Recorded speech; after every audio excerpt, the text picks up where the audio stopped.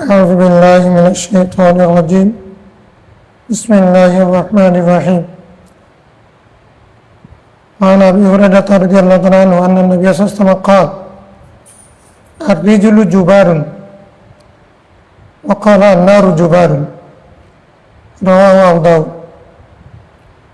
الحمد لله والصلاة والسلام على رسول الله صلى الله عليه وسلم. السلام عليكم ورحمة الله وبركاته. আলহামদুলিল্লাহ, আমরা কিতাবুল বুয়ু বেচা কেনা পর্বের অন্যতম অধ্যায় গসব এবং আরিয়া, অপহরণ, আত্মসাৎ বা জোরপূর্বক কোনো কিছু নিয়ে নেওয়া। হাদিস পড়ছিলাম, আজকে সেই প্রসঙ্গের হাদিসের মধ্যে 2952 নম্বর হাদিস আমরা পড়ব। প্রথম হাদিসটা হযরতে আবু হুরায়রা রাদিয়াল্লাহু আনহু থেকে। তিনি বলেন, রাসূল সাল্লাল্লাহু বলেছেন, আর রিজলু জুবার,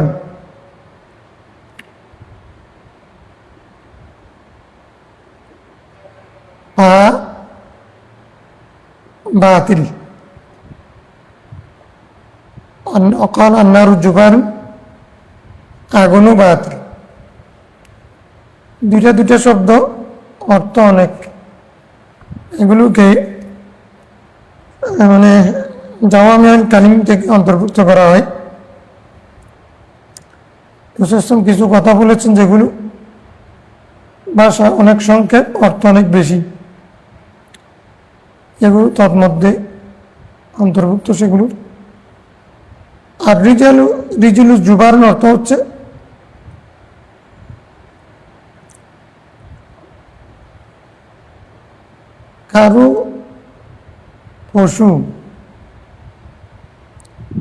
কারো পশু যদি রাস্তা দিয়ে চলতে গিয়ে যদি তার পায়ের আঘাতে অন্য কারো কোনো কিছু যদি নষ্ট হয়ে যায়, তাহলে সেটার ক্ষতিপূরণ দিতে হবে না।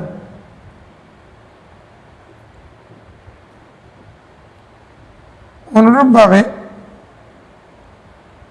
কেউ যদি আগুন জ্বালাইছিল নিজের প্রয়োজনে,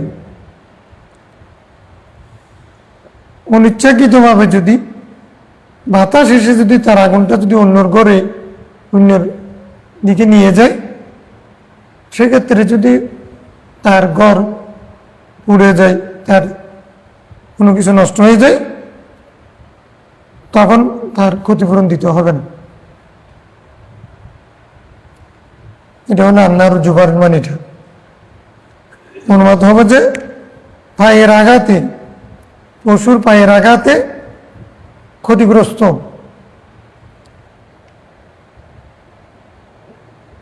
কোনো কিছুর ক্ষতিপূরণ দিতে হবে না। অনিচ্ছাকৃতভাবে কারো আগুন যদি অন্য কারো ঘরে বা মালে আঘাত করে, সেটার ক্ষতিপূরণ দিতে হবে না।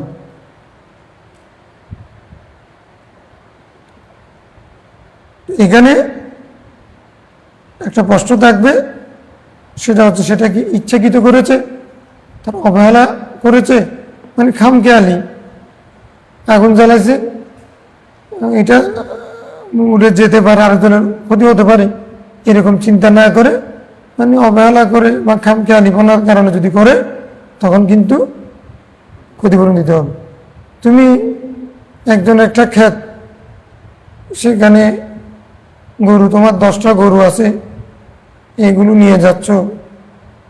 এখন গরুগুলো এদিকে যাওয়ার সময় যে এখানে কোনো বেড়া নাই, টাঙ্গা নেই, এরকম যদি হয়, তাহলে ওগুলো যে নষ্ট করবে এটা তুমি বুঝতেছো, তুমি এরকম নিয়ে গেলে তো এটা এটা ইচ্ছাকৃতর মতো, এক্ষেত্রে ক্ষতিপূরণ দিতে হবে। وعن الحسن رضي الله عنه أن سمرة أن النبي صلى الله عليه وسلم قال عن سمرة أن النبي صلى الله عليه وسلم قال হযরত হাসান সামরা রাদিয়াল্লাহু থেকে বর্ণনা করেন, ইজা আতা আহাদুকুম আলা মাশিয়াতিন ফাইন কানা ফিহা সাহিবুহা ফালিয়াস্তাযিন وأن لم يكن فيها فليصوت ثلاثا فإن أجابه أحد فليستأذنه وإن لم يجبه أحد فليحترم وليرشد ولا يحمل رواه أبو داود। আগের হাদিস যেটা বলেছে সেটার থেকে অনেকগুলো মাসালা ইস্তেমবাদ করা যায়। বর্তমান গাড়ি অ্যাক্সিডেন্ট, ট্রেন অ্যাক্সিডেন্ট, বিমান দুর্ঘটনা, এগুলো সবগুলো এখান থেকে সাবিত হবে। ড্রাইভারের লাইসেন্স ঠিক নেই, গাড়ির ফিটনেস ঠিক নেই, তারপরে হচ্ছে সে গতি নিয়ন্ত্রক, এখানে যে পরিমাণ গতিতে চালাইতে হবে সেই গতি সেটা মানে নেই, এগুলো যদি হয় তাহলে সে ইচ্ছাকৃতভাবে ক্ষতি করেছে সেটা প্রমাণ হবে, তখন তাকে ক্ষতিপূরণ দিতে হবে।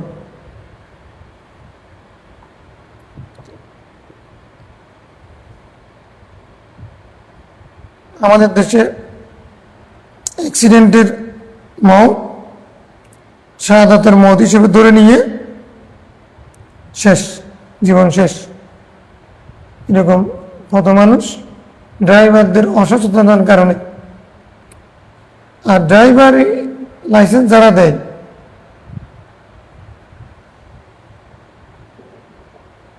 নাকি বিআরটিসি না কি বলে,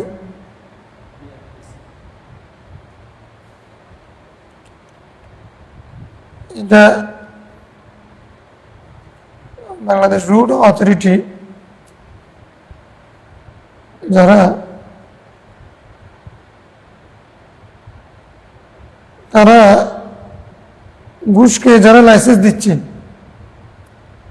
এই ড্রাইভার যতজনের ক্ষতি করবে, যতজন মানুষ মারবে, এটার জন্য ওই কর্তৃপক্ষ যারা ঘুষখোর সেও খুনির অন্তর্ভুক্ত হন। এই দেশীয় আইনে বা দুনিয়ার আইনে যদিও বা তাদেরকে ধরা যাচ্ছে না, আল্লাহর দরবার থেকে তারা মুক্তি পাবে না। সিডিএ প্ল্যান পাস করার সময় ঘুষকে যদি কোনো ইঞ্জিনিয়ার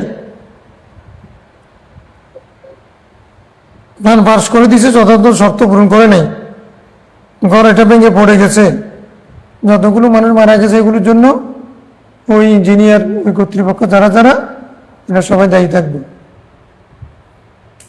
এটা আমাদের দেশে সেটা হয় না, যার ঘর পড়ে গেছে তাকে নিয়ে সাংবাদিকরা টানাটানি করে, কিন্তু এটা পাস করেছে কেমন উঠছে এটা কে দিয়েছিল, ততদিনে ওই ইঞ্জিনিয়ার গুসটুসকে বাড়ি বেঁধে কোথায় বিদেশে চলে গেছে।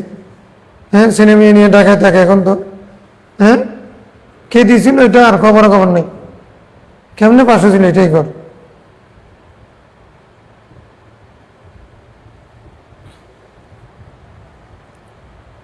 যেহেতু মূল কারণ এখানে, সেহেতু এরা সবাই তাই থাকবে, আল্লাহর দরবার জবাবদিহি করতে হবে, মার্ডারের আসামি হিসেবে আল্লাহর দরবারে খুনির আসামি হিসেবে বিবেচিত হবে।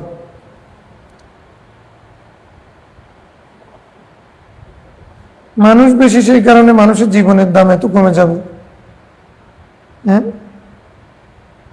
রাসূল ইসলাম 27টা যুদ্ধ করে মানুষ মারা গেছে 350।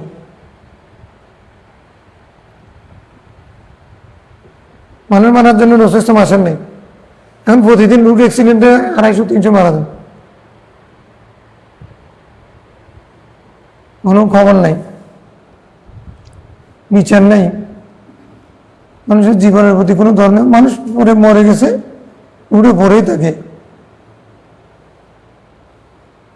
দেশে শান্তি কিভাবে আসবে? সে যেমন, আমি যেমন ওর জীবনের গুরুত্ব দিই না, আমারটাও কেউ দিবে না। সমাজ এরকম হয়ে যাচ্ছে, কার দিকে কে তাকায়। সবাই বড় হওয়ার চেষ্টা করতেছে না, কিন্তু নিজে যে কোন দিকে হুট করে পড়ে যাচ্ছে গর্তের মধ্যে, সেটাও বুঝতেছেন।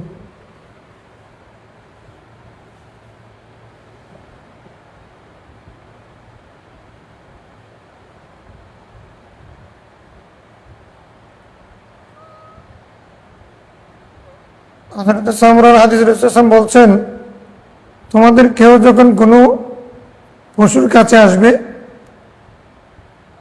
তার নিকটে যদি তার মালিক থাকে, মালিক থেকে অনুমতি নিয়ে দুধ দোহন করবে।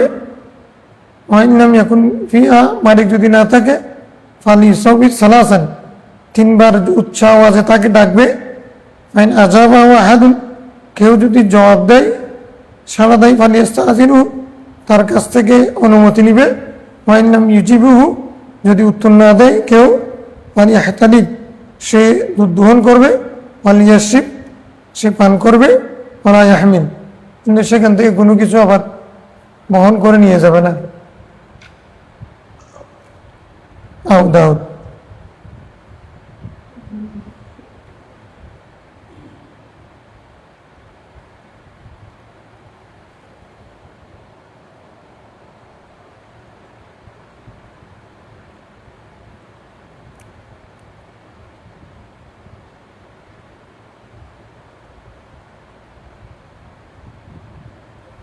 অর্থাৎ হাদিসটা হচ্ছে কি, এক ব্যক্তি পাহাড়ে জঙ্গলে মরুভূমিতে গেছে, এখন তার ক্ষুধা পাইছে, যেমন সে চলতে পারতেছে না, কিছু না খেলে সে মারা যাবে। এখন দেখছে যে উট, ছাগল এরকম। এখন তো মালিক যদি থাকে, তাহলে মালিককে বলবে, ভাই আমার এমন ক্ষুধা যে আমি মারা যাব না খেলে কিছু, আপনি যদি অনুমতি দেন আমারে, তাহলে আমি দুধ দহন করে খেতে পারি। আরব পরিবেশে যেহেতু তাদের খাবার দুধ, এক নম্বর মরুভূমি এলাকা, সেজন্য এই কথা বলছেন। যে দেশে যেটা প্রচলন আছে, যেখানে যেটা প্রযোজ্য।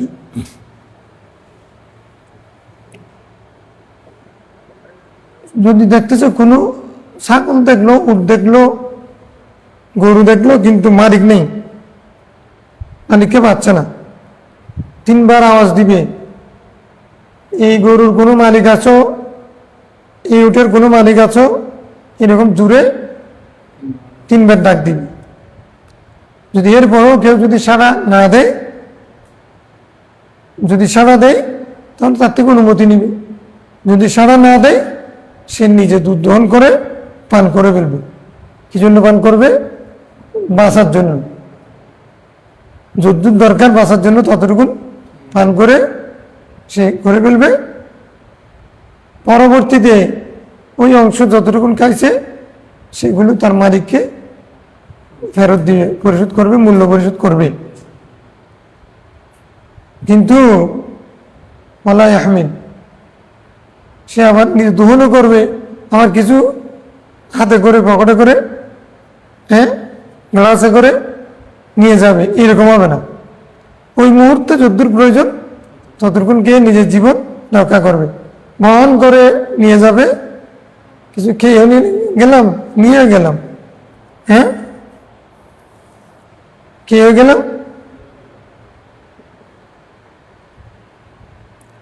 মারা গেলে তখনও নিয়ে যেতে নিষেধ করতেছিল ইসলাম। তোমার দাওয়াত দিছি মিলাদুন্নবী মাহফিলে, তুমি খাইছো তো মেনু অনুযায়ী সব কিছু খাইছো, খাওয়ার পরে আবার বলছো আমারে তাবারক দাও, তো তাবারক দিছে, তারপরে আবার হচ্ছে গুস্ত দাও।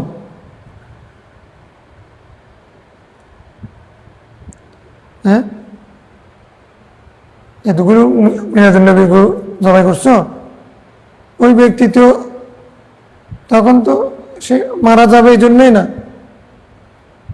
এখন নিজে চেয়ে চেয়ে টাকাও নিলা বা তো গাইলা ফ্যাট ভরে যেরকম ছিল দেশি মুরগি আর কি কি লাগবে রক্ষা করতে হবে এই করতে সবগুলো করার পরে হুজুরকে খাওয়াইছে, এরপরে তাবারুকও দিছে, এরপরও হাদিয়াও দিছে, গাড়ি ভাড়াও দিছে, আবার সাথে লজ্ঞ আছে না, খা দেন খুব দাম, হ্যাঁ এবার কিছু, হ্যাঁ ওনাদের জন্য কিছু তো, হ্যাঁ নিজেরগুলো আগে নিয়ে ফেলবে, প্রথম বলবে না, নিজেরগুলো আগে পকেটে ঢুকাই যা, তাহলে যে ওনাদের জন্য এদের জন্য কিছু দেন, আচ্ছা সেটাও নিল।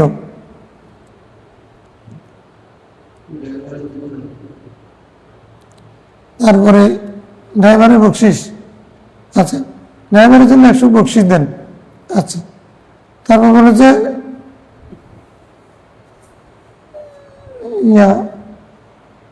কিছু মানে উনি ভাগ করে তো দিছে, কিছু কাঁচা মাংস দিয়ে দেন, আপনার ভাবি কাঁচা মাংস পছন্দ করেন,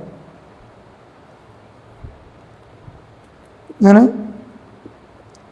ভিক্ষুকের চেয়ে অনেক ভালো আছে না। এগুলো হুজুরদের বেলায় সত্য, কিছু কিছু হুজুরদের বেলায় এগুলো আবার অনেক শিক্ষিত মানুষ রাষ্ট্রীয়ভাবে অনেকের ক্ষেত্রেও সত্য।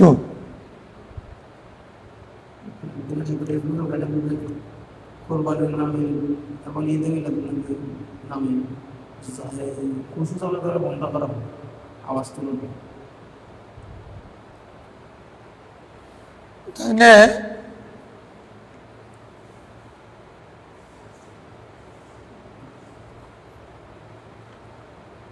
তুমি যখন বাধ্য হবে, প্রাণ রক্ষার প্রশ্ন আসবে, তখন তোমার জীবন রক্ষার জন্য যতটুকু দরকার ততটুকু পর্যন্ত তুমি অনুমতি ছাড়া খেতে পারবে। তাও শরীয়ত বলছে কি পরবর্তীতে তুমি নিজের বাড়িতে যখন চলে যাবে ওই মালিককে খুঁজে তুমি তার মূল্য পরবর্তীতে পরিশোধ করে দিবে, জীবন রক্ষার জন্য এটা করতে হয়েছে। وعن ابن عمر رضي الله تعالى عن النبي صلى الله عليه وسلم قال من دخل حائطا فليأكل, কোনো ব্যক্তি যদি বাগানে ঢুকে সে যেন খাইতে পারবে, ওয়ালা ইয়াত্তাখিজ খুবনাতান, কিন্তু সে আসল বেঁধে নিয়ে যেতে পারবে না। এটাও একই মশলা, বাগানে ঢুকছে, কি জন্য ঢুকছে, খিদে লাগছে, চলতে পারতেছে না, না খেলে মারা যাবে, এমন অবস্থায় বাগানে ঢুকে নিজের পেটে চা ধরে যদ্দূর তার মানে পেট ধরবে, খিদা নিবারণ করার জন্য যদ্দূর দরকার ততটুকু সে খাবে, কিন্তু সে খুব না করবে না। খুব না মানে লুঙ্গির আসন আছে না, লুঙ্গির এক পাশে এরকম করে ধরে গুসা বলে না, এরকম এরকম করে ধরে, হ্যাঁ এরকম করে, এটা হলো খুব না, এটা করবে না। গাঠটি ভরে নিয়ে যাও, হ্যাঁ আম গাছে আম রাখতে পারতেছি না, এখানে রাত্রে আম এই কত উঁচু গাছে আম পেরে নিয়ে যাচ্ছে। কালকে আমি ধরছিলাম পরশুদিন, মাগরিবে আজান দিচ্ছে, তখন এই ছেলেগুলোকে বললাম এদেরকে ধরার জন্য, ছেলেগুলো একটাও সাহস করতেছেন, চেয়ারম্যান কাটার পরিচয় দিছে, আমাদের ছেলেগুলো খেলতেছে, এগুলো একটাও সাহস করতেন, 4-5 জন ছিল। মানে আমি তো মাগরিবে আজান দিচ্ছে, তখন আমি এখন কি করবো, যদি আজানের টাইম না হলে আমি ধরে বেঁধে রাখতাম। একটা গাছের কোনো আম রাখতে পারি না, নতুন গাছে আম ধরছে, এত বড় বড় হয়েছে, এগুলো এত বড় হয়েছে, তারপরেও কিন্তু এখনো আটি বাঁধে নেই, অনেক বড় হতো, আমার ধান সবগুলো নিয়ে গেছে।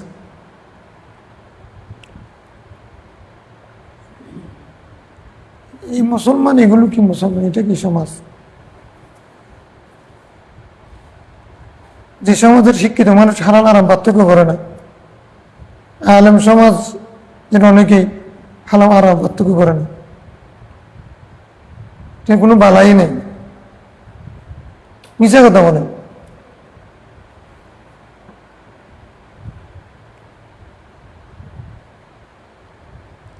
এখানে শান্তি করতে গেছে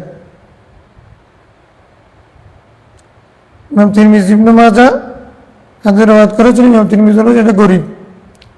আন উমাইয়া বিন সাফওয়ান আন আবি আন নবী সাল্লাল্লাহু আলাইহি ওয়াসাল্লাম ইস্তাআরা মিনহু আদরাআহু ইয়াওমা হুনাইন।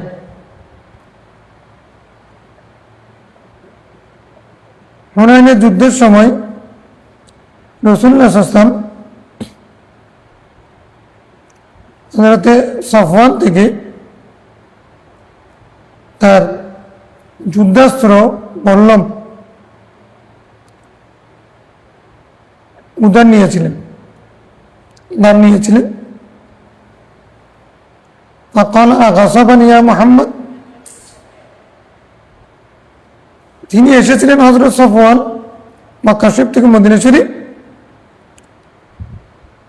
রাসূল সাল্লাল্লাহু আলাইহি ওয়াসাল্লাম সত্য নবী না মিথ্যা নবী এটা পরীক্ষা করার জন্য তখন ইসলাম গ্রহণ করেন নাই,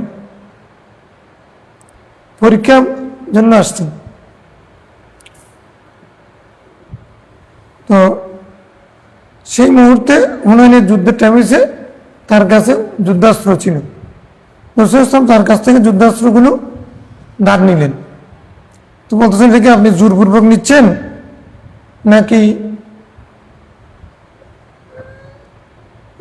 দান হিসেবে নিচ্ছেন, কি হিসেবে নিচ্ছেন? ওনার ভাষা ইয়া মোহাম্মদ আগাসাবান এরকম ভাষায় বোঝাচ্ছে এখন উনি ইসলাম গ্রহণ করেন না। সাহাবী হলে তো এরকম বলতেন না। قال بل عارية مضمونة, আমি এটা দান নিচ্ছি এবং এটা জিমানের ভিত্তিতে, ক্ষতিপূরণ দেওয়ার ভিত্তিতে।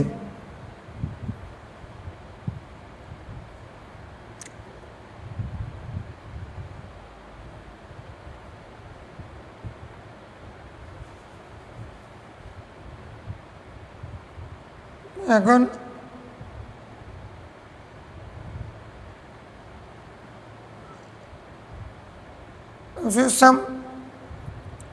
এটা যখন বললেন দিয়ে দিলেন, উনি পরে ইসলাম গ্রহণ করেছেন। এখন প্রশ্ন হচ্ছে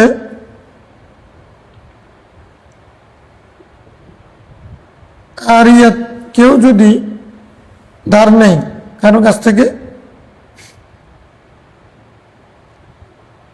তাহলে সেটা যদি নষ্ট হয়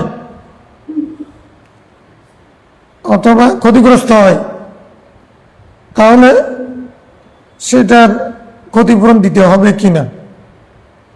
মাজমুন আপনার শব্দ দ্বারা বোঝা যাচ্ছে ইমাম শাফি রহমতুল্লাহ আলাইহি এবং আহমদ বিন হাম্বল ওনারা বলছেন মাজমুনাতুন শব্দটা যেহেতু বলেছেন সেহেতু এটা যদি ক্ষতি হয় আমি ক্ষতিপূরণ দেব, রাসূল ইসলাম এটাই বলতে চেয়েছেন। এই জন্য ওনাদের মাযহাব হলো কেউ যদি কারোর কাছ থেকে কোনো কিছু ধার নিয়ে ব্যবহার করে সেটার যদি কোনো ক্ষতি হয় ক্ষতিপূরণ তাকে দিতে হবে। আমাদের দেশেও সেটা প্রচলন আছে, কিন্তু হানাফি মাযহাব সেরকম না। হানাফি মাযহাব হচ্ছে মানে আল আরিয়াতু আমানাতুন, আরিয়ান দেওয়া মানে এটা আমানত হিসেবে, আমানতের জিনিস যদি নষ্ট হয় ক্ষতিপূরণ দিতে হয় না। এখন মজমুনাতের শব্দের অর্থ কি? মজমুনাত মানে যেমন বুঝেন নাই, মানে মজমুনাতুন শব্দের অর্থ উনি মরদুদাতুন, মানে এটা জিম্মাদারি আছে। জিম্মাদারি মানে এটা তোমার জিনিস আমি নিলাম, এটা আমার দায়িত্বে, তোমাকে আবার ফেরত দেব। মজমুনাত মানে যেমন মানে কি জিম্মাদারি, জিম্মাদারি মানে এর একটা অর্থ হতে পারে আমি তোমার থেকে নিলাম আর ফেরত দিলাম না, এরকম না। মদমুনাতুন মানে মরদুদাতুন, মানে রহমাতুল্লাহ মতে উনি এটা ব্যাখ্যা করেছেন কি মরদুদাতুন, আমি তোমাকে এটা ফেরত দেব। নিয়ে নিলাম। গসবান, ইয়া মোহাম্মদ জিজ্ঞেস করে এটা কি আপনি জোরপূর্বক নিয়ে নিচ্ছেন? বুঝছে না, গসবান না।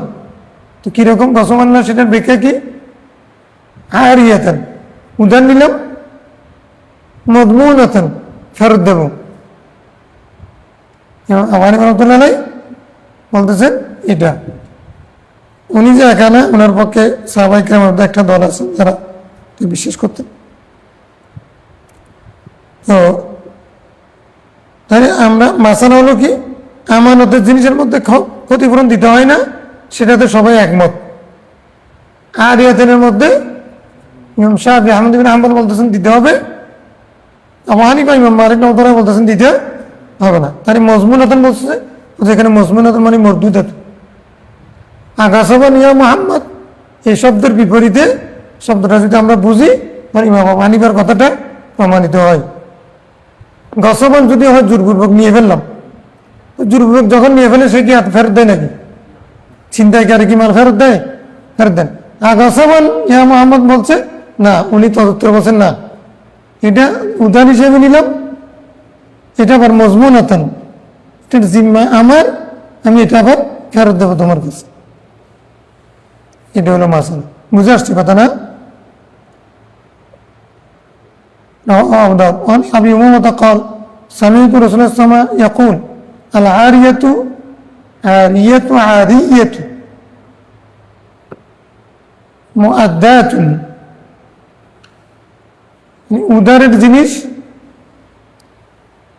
আদায় করে দিতে হবে। ধার নেওয়া জিনিস কি করে দিতে হবে? আদায় করে দিবে। ওয়াল মিনহাতু মারদুদাতুন, মানে পশু, কোনো পশু যদি উদার নেই সেটাও কি করবে? ফেরত দিবে। ওয়াদাইনু মাকদিয়ুন, ঋণ পরিশোধযোগ্য, পরিশোধ করতে হবে। ওয়াজাইমু গারিমু, কফিল দায়িত্ববান। কফিল কি? দায়িত্ববান।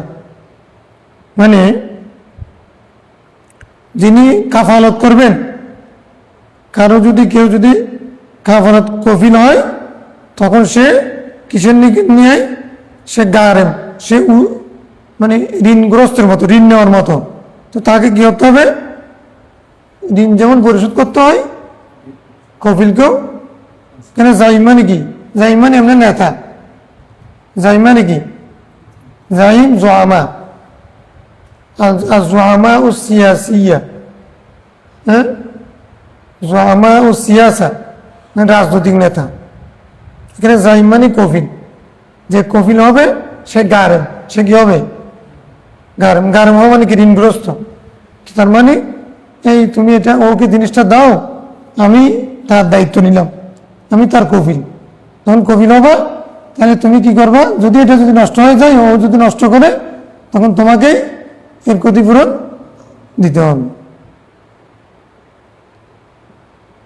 তাহলে যে কোনো জিনিস যদি তুমি উধার নাও, সেটা আদায় করে দিবে। তাহলে এখানে কি বলছে? হাদিস বলছে মুআদ্দাতুন। মুআদ্দাত, মজমুনাতুন শব্দটা এখানে আবার বলেননি, মুআদ্দাতুন। আগের হাদিসে আরিয়াতান মানে নেওয়ার পদ্ধতি, তাহলে মজমুনাতুন মানে মুআদ্দাতুন, আদায়যোগ্য, ফেরতযোগ্য। ঠিক আছে কথাটা? কোন পদ্ধতিতে নিছেন? উদার পদ্ধতিতে, গসব পদ্ধতিতে না। তো উদার পদ্ধতিতে নিলে কি করতে হবে? ফেরত দিতে হবে। সেটা এই হাদিস দ্বারা ওটা হাদিসের ব্যাখ্যা হয়ে যাচ্ছে। বুঝছো? হানফিয়াত, হানফি মাসালা। তাহলে আরিয়াতের জিনিস মুআদ্দাত, ফেরত দিবে, কিন্তু সেটা ফি হুকমিল আমানা, ফি হুকমিল আমানা। ওয়াইদা হালাকাতিল আমানা ফি ইয়াদিন মুস্তামিন, মুস্তামান ফালা ইয়ারুদ্দুহা, যার কাছে আমানত রেখেছে সে যদি ইচ্ছাকৃতভাবে সেটা নষ্ট না করে, তার কাছে যদি জিনিসটা যদি নষ্ট হয়ে যায় তখন কিন্তু তাকে কি দিতে হবে না, ফেরত দিতে হবে না। তো আর ইয়া কাল আমানা মুআদ্দাত, ফেরত যোগ্য, ফেরত দিতে হবে, তুমি রেখে দিতে পারবে না। তুমি আমার কাছে ছাগল একটা রেখে গেছো না, আমি রাখবো, আবার সেটা অসুস্থ হয়ে মারা গেছে, আমি ক্ষতিপূরণ দেবো, তো আমার কি লাভ? হ্যাঁ, তুমি আমার কাছে স্বর্ণ রেখে গেছো তোমার নিরাপত্তার জন্য, রাত্রে ডাকাত আসছে, ডাকাতে আমাদেরকে শুধু বেঁধে টেঁধে আমার স্বর্ণগুলো সব নিয়ে গেছে। এখন আমি ফেরত দিতে গেলাম, আমি নিজেও এদিকে জীবনের ভয়ে মোহরা নিয়ে, হ্যাঁ কেউ যদি এরকম নাটক সাজায় সেগুলো বিচারযোগ্য, সেগুলো ভিন্ন কথা। কসব করার জন্য কেউ যদি চিন্তা করে মান ঠকাইয়া ঠকিয়া সেই এরকম যদি এরকম করে যদি কাউকে, হ্যাঁ এখন চেয়ারম্যানের কাছে কোনো কিছু মেম্বারের কাছে বিচারের জন্য দিলে ন্যূনতম বলে যে ইয়া জামানত রাখো, স্বর্ণ ঝগড়া লাগছে, স্বর্ণগুলো আমার কাছে রাখো, সেগুলো কে এটাই মানুষ হয়ে গেছে। এই যুগের মানুষ জান্নাতে কেমনে যাবে আমাদের জন্য আমানতদার মানুষ, আমানতদার মানুষ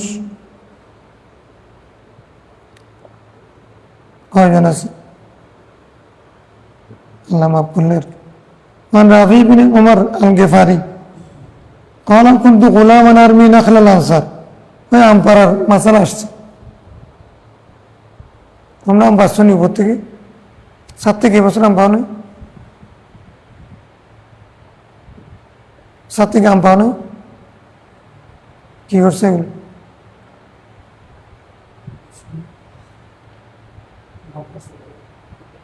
করে নিয়ে গেছে, ওদেরকে বলছো এখন তো মালিকও নাই দেখি কেউ, ছেলেরা প্রত্যেক দিন এসে আম পেরে যায়, কেউ কিছু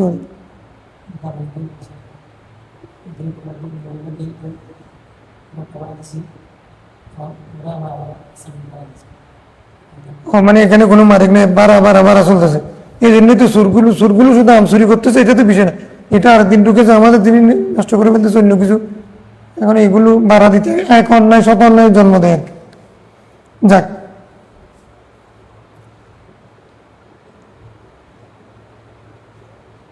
কিন্তু গোলাম মানে আমি নাখলান আনসার, আমি ছোট ছেলে ছিলাম, বালক ছিলাম, আনসারের খেজুর গাছে দলা মারতাম, ডিল মারতাম, আনসারের খেজুর গাছে ডিল মারে খেজুর পারতাম। এখন তো ডিল মারতেছে এই জন্য মাফ হয়ে যাবে, ফাউতিয়া বিয়ান নবী আমাকে দৌড়ে বিচারের জন্য রসুলের কাছে নিয়ে আসছে। এখন উনি দুজুর ভয়ে ধরতে চাই নাই, ওরাও হুমকি দিছিনি। ওই ছেলেও ছিল 3 জন, আমাদের মালিক পক্ষ ছিল 3 জন, দারোয়ান হাসেন, হজরত মনি হুজুর কেবলা, তারপরে হলো হজরত ইয়ামিন বিন ইয়ামিন। 3 জন বের হয়ে সাহসে হাঁটো কাঁপতে কাঁপতে ওদের সাথে বার্গেনিং না করে কিছু বলে, সুন্দর কথা বলে তারপরে চলে গেছে ওরা। আমি এখানে মসজিদ আছি, তোমরা আগের দিনও বলছি তুমি আমাকে ফোনে না করবা, ওরা পারতে না, ওদেরকে তোমরা পারো, কোনো অসুবিধা নেই, এরকম বলে আমাকে একটা ফোন করে দিবে, আমি যাওয়া পর্যন্ত আমি গিয়া না বুঝাইতাম। ওরা তার বাপের দিন না আমরা গিয়াম, ওরা করছে কি সুন্দর সুন্দর কথা বলে ভয়ে, তারপরে হাসে মারে বলতেছে তো মিথ্যা কথা বল, মানে যে এরা চুরি ধরছে, আমি যে চুরি দেখছো, তখন আর বলতেছে না। তার মানে কি বোঝা গেল, এই 3 জন সাহসে হাঁটু কাঁপতে কাঁপতে জানে আমাকে ফোন করার মতো সাহস ওদের মধ্যে নেই, বুদ্ধি এটা করতে পারে না। দ্বিতীয়বার, প্রথমবার হলো কথা, ওই দিনও আমি শিখে দিচ্ছি আমাকে ফোন এনে করবো, কি করতে হবে আমি করবো।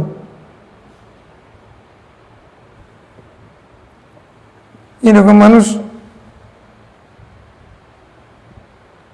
99 গিয়েছে জানেনি, 99 কম বয়সে মারা গেছে। আব্বাসী আমলের লিডিং পয়েন্ট।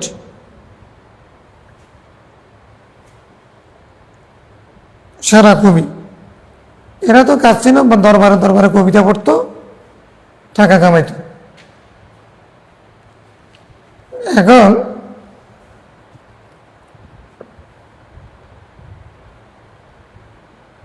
ও এরকম টাকা কামাই বাড়িতে যাচ্ছে নি, মাঝখানে পাইছে ডাকাইতে। ডাকাতে বলতেছে, ডাকাত দল না বেশি মানুষ, এ একা। এখন ওর মালগুলো জোর করে নিয়ে ফেলতে যাচ্ছে। বলে যে আমি সারা জীবন সাহসের কবিতা লিখছি, বলছি, তুমি আমার মাল নিবা, এটা হবে না। তোমরা বেশি হলে বেশি হও, যতক্ষণ আছি ততক্ষণ তোমাদের সাথে ফাইট করে তারপরে মরবো। যে মরে গেছে তারপরে কিন্তু ওদের কাছে হার মানে নেই। এই জন্য মুতানব্বী কম বয়সে মারা গেছে ডাকাতদের হাতে।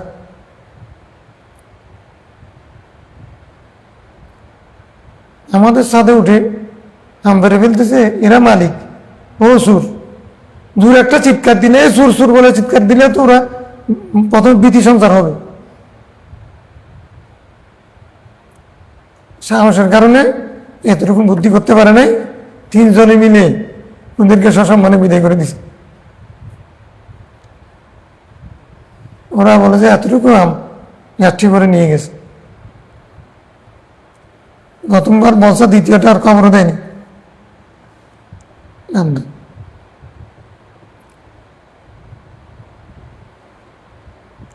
এমনি তো আমরা সব পাবো গাছ রোপণ করার কারণে, কিন্তু সমস্যা তো আরেক জায়গায়। সুদ ডাকাতকে এভাবে সুযোগ দিলে তাহলে তো আরেকদিন তোমার মানে বউ সারে চুরি করবে, তারপর দিন তোমার বউকে চুরি করে নিয়ে যাবে। তখনও তুমি সাহস না হারাইয়া পেছনে করে বলতে, আমি তারপরে একবারে যখন উঠানে আসছে তখন আমি সামনে রুমে ছিলাম, আমি দেখতেছিলাম। সে আস্তে আস্তে যখন প্রথম রুমে ঢুকতে চাইছে তখন আমি দ্বিতীয় রুমে চলে গেছি, কিন্তু সাহস হারানি। আমি দেখতেছি কি করতেছে, প্রথম রুমের সবগুলো নিয়ে ফেলছে। তারপরে দ্বিতীয় রুমে যখন ঢুকতে চাইছে আমি তৃতীয় রুমে চলে গেছি,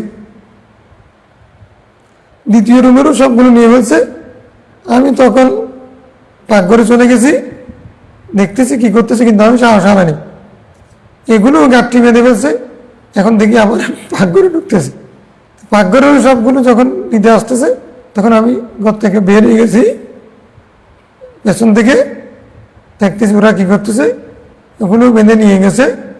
আমি কিন্তু দেখতেছিলাম, আমি কিন্তু সাহস হারাইনি, সবগুলো নিয়ে গেছে। আমি কিন্তু সামান্য সময়ের জন্য সাহস হারাই নাই, কিন্তু এরকম সাহস জানে।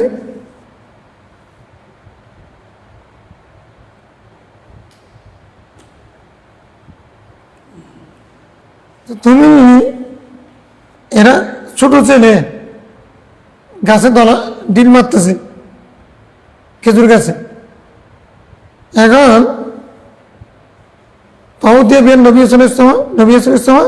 রসুল তাকে আনা হলো, ধরে নিয়ে আসছে। রসুলকে বললেন, ইয়া রাসূলুল্লাহ, এই লোক আমাদের এই ছেলে গাছে ডিল মেরে খেজুর পাততেছে। ছোট ছেলে তো এই জন্য বলছে, ইয়া গোলাম, না বালক। তারপরেও নজরুল কি বলতেছেন, এ গোলাম, এ বালক, নিমা তার মিল না খালা, তুমি গাছে ডিল মারো কেন? কুলতু আকুল ইয়া রাসূলুল্লাহ, আমি খাওয়ার জন্য, নিয়ে যাওয়ার জন্য না, চুরির জন্য না, আমার খিদা লাগছে, এই জন্য আমি ডিল মেরে খেজুর মেরে, অভাব ছিল তো এই জন্য আমি খাওয়ার জন্য খিদে লাগছে, তো এই জন্য ডিল মেরে পারছি। খাওয়ালা বলেন, ফালা তারমি, তুমি ডিল মেরে আরেকজনের খেজুর গাছ থেকে খেজুর পেরে খেয়ে না, তবে ওকুল্লু মিম্মা সাকাতা ফিয়াসফানিয়া, যেগুলো গাছে এমনিতে পড়ে যায়, অকুল মিম্মা সাকাতা ফি আসফারিহা, গাছে এমনিতে যেগুলো পড়ে যায় সেগুলো খেতে পারো খিদা লাগলে। সুমা মাসা আরাসা, রাসূল ইসলাম তার মাথার উপরে হাত বুলাই দিলেন হেদায়েতের জন্য এবং বললেন ফাকার আল্লাহুম্মা আশবি বাতনা, আল্লাহ তুমি তার উদর পূর্তি করে দাও, পেট ভরিয়ে দাও। কি বোঝা যাচ্ছে এর ভিতরে কথা যেটা আছে, মানে ওর খিদা ছিল, এই জন্য রাসূল বলছেন আল্লাহ তার ক্ষুধা নিবারণ করে দাও। এর জন্য দোয়া করে দিছে, যেহেতু ছোট ছেলে তারপরে বলছে ডিল মারিও না, ডিল মারা এটা কি জায়েজ নাই, তবে তোমার খিদা পাইলে তখন গাছের নিচে এসে যদি এমনিতে যেগুলো পড়ে যায় সেগুলো খেয়ে তুমি তোমার ক্ষুধা নিবারণ করতে পারো। ছোট ছেলে তাকেও এই কথা উপদেশ দিলেন, হাত বুলাই দিলেন এবং রাসূল সাল্লাল্লাহু আলাইহি ওয়াসাল্লাম তার জন্য দোয়া করে দিলেন।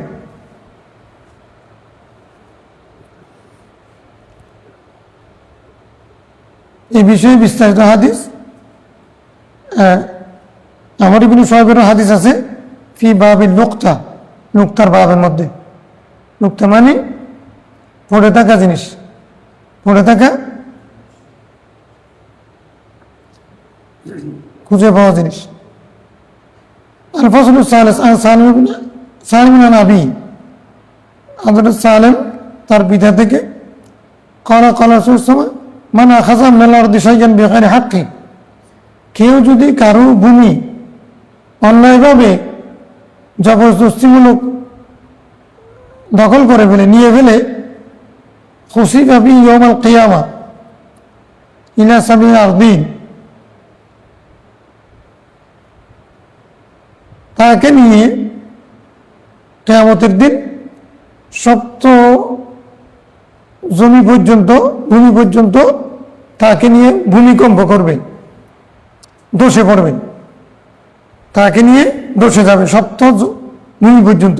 তার মানে যে পরিমাণ জায়গা সে অন্যায়ভাবে কারো জায়গা বুক করলো, তো সেই পরিমাণ জায়গা, হাদিসের মধ্যে শিবিরান আছে, আগে হাদিস পড়েছি, 1 বিঘত পরিমাণ হলেও যে পরিমাণ জায়গা অন্যায়ভাবে কারো, এখন তো কত কৌশল করে সেই করে জরিপের মধ্যে নাম উল্টাপাল্টা করে দিয়ে তারপরে হলো গরিব কারণে জোরপূর্বকভাবে, তারপরে কোর্ট কাছারিতে গিয়ে মানে নিজের নামে নাম জারি করে এরকম করে অন্যায়ভাবে জায়গা দখল করে ফেলতেছে।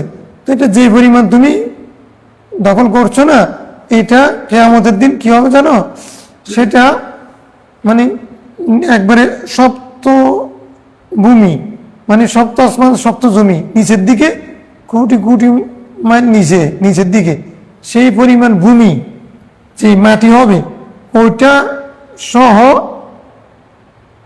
তোমাকে নিয়ে দোষে যাবে। তার মানে আগ্রাহ বিহি ইয়াউমাল কিয়ামা, এটা তার কাঁধের মধ্যে ঝুলিয়ে দেওয়া হবে, সেটা নিয়ে সে কিয়ামতের দিন উঠবে। সেই পরিমাণ ভারী, মানে এটার ভর তাকে সইতে হবে। জমি দোষে যায় না, ওই পরিমাণ জমি দোষে যাবে তাকে নিয়ে কিয়ামতের দিন। বুখারী। এখন দেখো আমাদের দেশে কয়জন মালিকের জায়গা, তুমি সীমানা আছে কয়টা বাড়ির, কয়টা বিটার সীমানা, ঠিক আছে বলো, ঝগড়া নাই, এরকম কয়টা বিটা পাইবা? সব জায়গায় মানে একই অবস্থা, মাপতে মাপতে মানে আমিন একটা আনে মাপলে এর পক্ষে আসে, যে আমিন আনে আসে তার পক্ষে, আমিন যার রায় তার পক্ষে। এই কি দেশে! আর জরিপের মধ্যে এমন ভুলে গেছে যে জরিপে নিজ মামলা ছাড়া কোনোটা ঠিক হচ্ছে না। এরকম একটা দেশে এরকম অশান্তি, গোড়ায় গলত। ওই যে আমরা অশিক্ষা, কুশিক্ষা, অসচেতন, এটা হলো অশিক্ষা আর একটা কুশিক্ষা, হলো অসচেতন, গাফেল। কিন্তু বাংলাদেশের আইনি জায়গার মানে দেড় বছর আগে আর এসে পাবো, এখন আমার এই জমির উপরে সীমা দিয়ে দিচ্ছে। না, এখন নিয়ম হচ্ছে তুমি বিএস খন্ডায় আসতে হবে, বিএস ফাইনাল হয়ে গেছে 2000 সালে বাংলাদেশের আইন অনুযায়ী বিএস ফাইনাল তুমি আর এসে পেতে পারো। তুমি বিএস করে গেছে টাকা পয়সা দিয়ে, অথবা হয়ে গেছে আর কি, বিএস জরিপ ভুল হইতে পারে। আমাদের দেশে মানুষ অসচেতন তো, এখন সেটার খেসার দিচ্ছে খুব বেশি। ওই 2009 সালে যখন মানে ভোটার আইডি করছিল এনআইডি, তখন আসছে স্কুলের মাস্টার, ওইটা মেট্রিক পাস নেই মেয়েটা, মহিলা কোটাতে চাকরি হয়েছে অধিকাংশ বলতেছে আর কি। সে কি চাকরি করবে, সে কি স্কুলে চাকরি, তারে পাঠাইছে সরকারে নাম লেখার জন্য। তারও কি দোষ? তার দোষ তো আছে এমনি, বউ অসচেতন, এটা কুশিক্ষিত, অশিক্ষা কুশিক্ষা আর অবজ্ঞা অবহেলা। জামাই গেছে হাল চাষ করার জন্য, জামাইয়ের নাম দেখেছিল মোহাম্মদ আবদুল্লাহ,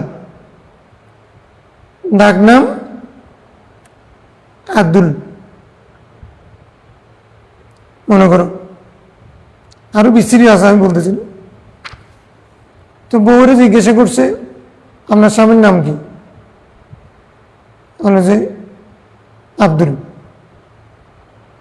ও লিখে বলছে আব্দুল। এখন সে তার বাবাও যে তার নামে জায়গা কিনছিল সেখানে তো আব্দুল্লাহ আছে, বুঝলি? এর মধ্যে আবার বলে যে জন্ম নিবন্ধন লাগবে। জন্ম নিবন্ধন যখন করতে গেছে সেখানে আব্দুল্লাহ লিখছে। সে আবার মেট্রিক পাস করছিল, সেখানে আব্দুল্লাহ ঠিক আছে, ওখানে উঠে গেছে আব্দুল। অথবা বেশি ইজ্জতি, সেজন্য বউ আসে না সামনে, পুরুষ গেছে নাম লেখার জন্য, ছেলে মেয়েকে পাঠাইছে, ছোট ছেলে মেয়ে, তোমার বাবার নাম কি, বলে আব্দুল। মোহাম্মদাবাদ, আবদুল্লাহ পুরানামাবাদ, এরকম। এগুলোর কারণে আমাদের দেশে এখন সব প্রায় আইডি কার্ড ভুল, যার কারণে কারেকশনের জন্য মানুষ পাগল হয়ে যাচ্ছে, বিদেশ যেতে পারতেছে না, পাসপোর্ট হচ্ছে না, তারপরে জায়গা জমি রেজিস্ট্রি করতে পারতেছে না। এই কষ্টের মধ্যে দেশের মানুষ আছে। আল্লাহ এই দেশে মানুষ কেমনে পার হবে? এই সবার ওই স্কুলের টিচার যেটা গেছে সেটাও দায়িত্ব পালন করে নাই, বউ ঠিকভাবে দায়িত্ব পালন করে নাই। ও এই যে দেশের মধ্যে সুমারি চলতেছে, এগুলো নিয়ে আমরা ঘোষণা করি, কিন্তু কয়জন এগুলো মাথায় নেই। হ্যাঁ, এই জন্য সবাই কষ্ট পাচ্ছে। وعن علا بن مرة قال سمعت اسمه يقول من أخذ أرضا بغير حقها, কেউ যদি অন্যায়ভাবে একটা জমি যদি দখল নেই, জবরদখল নেই, কুল্লিফা আন ইয়াহমিলা তুরাবুহা আল মাহশার, কিয়ামতের দিন সেই পরিমাণ জমির যতগুলো মাটি আছে সেগুলো তার কাঁধের উপর তুলে দেওয়া হবে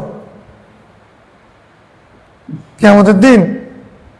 মানে এই জমি থেকে শুরু করে শুধু ওইটা না, তুমি যে 1 ঘন্টা নিয়ে বেছ, 1 ঘন্টা পরিমাণ মাথায় তুলে দিলে একটা জমি তুমি পারবে না, 1 ঘন্টা পরিমাণ তো পারবে না। তোমাকে 1 লাই পরিমাণ দিলেও তো তুমি বসে যাবে। সে এখনের মানুষ তো এগুলো করে না।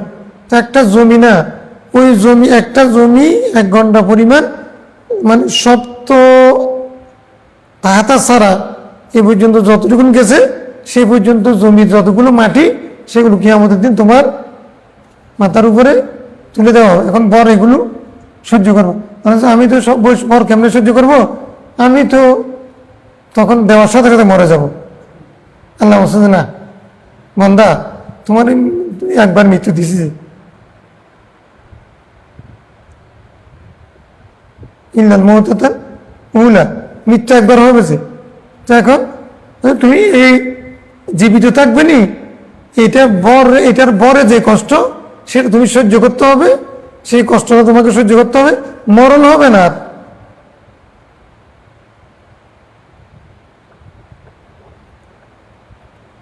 জানে মরণ হবে না। এখন জায়গা জমি নিয়ে টানাটানি করো গিয়ে। وعن قال سمعت الرسول صلى الله عليه وسلم يقول أيما رجل ظلم شبرا من الأرض كلفه الله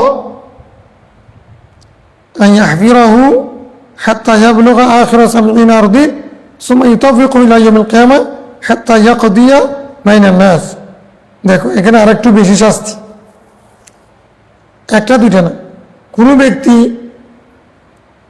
অন্যায়ভাবে 1 বিঘত পরিমাণ জায়গা জুলুম করে নিল, আল্লাহ তাআলা প্রথমে তাকে দায়িত্ব দিবে, তুমি সেই পরিমাণ জায়গা একেবারে সপ্ত ভূমি পর্যন্ত নিচের দিকে সেগুলো আগে তুমি খনন করো, কেটে নাও। প্রথম হলো কাটার দায়িত্ব। তো এই নিচে পর্যন্ত যাইতে তুমি একটা 250 ফিট পর্যন্ত পাইপ গাড়ার জন্য শুধুমাত্র লোহা দিয়ে সেখানেও 1 সপ্তাহ লাগতেছে। তো তুমি এগুলো কাটবা কেমনে একজনে? আচ্ছা সে পর্যন্ত কি পরিমাণ কাটবে, যে সপ্ত জমি, সপ্ত আসমান যেরকম সপ্ত জমি পর্যন্ত প্রথমে এটা খনন করতে হবে।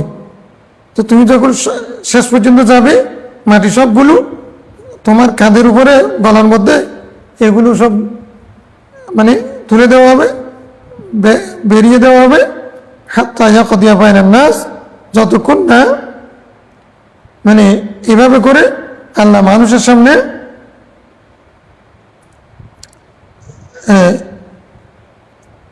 তার বিচার করবে, বিচার করা পর্যন্ত তুমি আগে এই কষ্টটা বিচার করা হবে। আগে কি এটা খনন করো, তারপরে তোমার কাঁধে নাও, তারপরে বিচার হবে আর কি। আহমদ আহমদিন হাম্বল এটা রাওয়ায়াত করেছেন। তাহলে পরের হক কিরকম বিষয় ইসলামী শরিয়ার মধ্যে, এটা আমরা কতটুকু বুঝতেছি। আজকে আরেকবার শুরু করবা? হ্যাঁ, কেমন গেছে তো সোফা এটা একটা গুরুত্বপূর্ণ প্রিয়ামশন। তোমরা হেদায়ের মধ্যে কিতাব সোফা পড়ছো না? কিতাব সোফা এটা গুরুত্বপূর্ণ। সোফা প্রিয়ামশন। একজন মানুষ একটা প্রশ্ন করেছিলেন, কি পটিয়ার মানুষ প্রশ্ন করেছিলেন যে উনি একটা কাজের জন্য কিছু টাকা মান্নত করেছিলেন মদিনা শরীফে, আমি এই কাজটা হলে আমি এই টাকাগুলো মদিনা শরীফে দিব। এখন ওর কাজটা হয়েছে, এখন ও টাকাগুলো কি করবে, বা কাউকে পাচ্ছে না দেওয়ার জন্য দেখি। মদিনা শরীফে দেওয়ার মানে কি মসজিদে নববীর জন্য দিবে নাকি রোজা পাকের জন্য দিবে? মানে উনি বলছে তো মদিনা শরীফে পৌঁছাবে, এরকম বলছে, কিন্তু কোনো কিছু উল্লেখ করে নেই। মদিনা শরীফ কি কোনো মানুষকে দিবে নিয়ত করেছে? ওনার নিয়তের মধ্যে কিছু ছিল না, এরকম, এটা আগে স্পষ্ট হতো। মদিনা শরীফ মসজিদে নববীর জন্য কোনো টাকা নেওয়া হয়নি, রওজা পাকের জন্য কোনো টাকা নেওয়া হয় না। মদিনা শরীফ কোনো মানুষকে, গরিব মানুষ আছে মদিনাতে যারা বসবাস করে, সেখানে গরিব মানুষ আছে, যদি মানুষ নিয়ত হয় তাহলে সেখানে যে কোনো গরিবকে দিয়ে দিলে হয়ে যাবে, পাঠানো সম্ভব। যদি অসম্ভব হয়ে যায় তাহলে সেই পরিমাণ টাকা বাংলাদেশের কোনো গরিবকে দিয়ে দিবে। টাকার পরিমাণ 5,000, ঠিক আছে, যত পরিমাণ হোক। মসজিদে নববী অথবা রোজা পাকের জন্য যদি নিয়ত করে, তাহলে এখন একটা সুরত আছে, মসজিদ নববীতে তো টাকা নেই না, অত টাকা দিয়ে মসজিদ নববীর জন্য কোরআন শরীফ কিনে দিতে পারবে। ওই কোরআন শরীফ যেগুলো ওখানে রাখে, হুইল চেয়ার নেই, সেগুলো কিনে দিতে পারবে।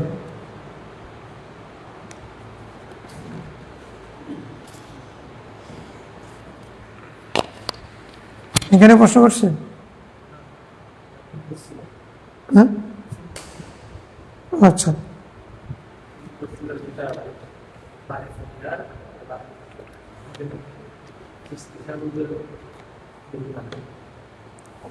ঠিক আছে